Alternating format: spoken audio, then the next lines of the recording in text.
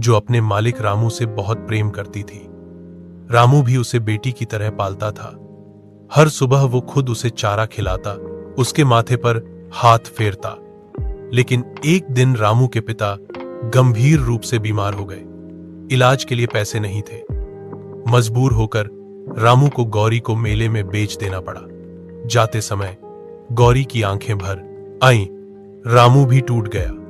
नए मालिक के पास जाकर भी गौरी रामू को याद करके उदास रहने लगी। उसने दूध देना भी बंद कर दिया। उसका मन वहीं रह गया जहां उसका सच्चा अपनापन था। भाग 2, विरह की पीड़ा। नए मालिक के घर में गौरी बिल्कुल चुपचाप हो गई थी। न घास खाती, न किसी की बात सुनती। हर सुबह आकाश की ओर देखती और रामू की याद में आंसू बहाती। उसका शरीर दिन ब दिन कमजोर होता गया। परेशान होकर नए मालिक ने उसे दूसरे गांव भेज दिया। उधर रामू भी हर हाट बाजार में जाकर गौरी को ढूंढता रहता, लेकिन गौरी कहीं ना मिलती। एक दिन किस्मत ने साथ दिया। रामू एक मंदिर के पास बैठा था, तभी गौरी ने उसकी आवाज सुनी। वो दौड़ती हुई उसके पास आई।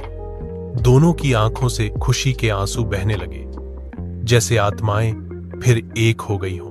भाग 3, अंतिम विदाई। रामू गौरी को वापस अपने घर ले आया, लेकिन अब गौरी बहुत कमजोर हो चुकी थी।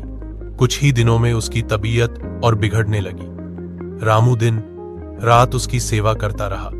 एक शाम गौरी ने रामू के हाथों में सिर रखा और धीरे धीरे अपनी आंखें मूंद ली।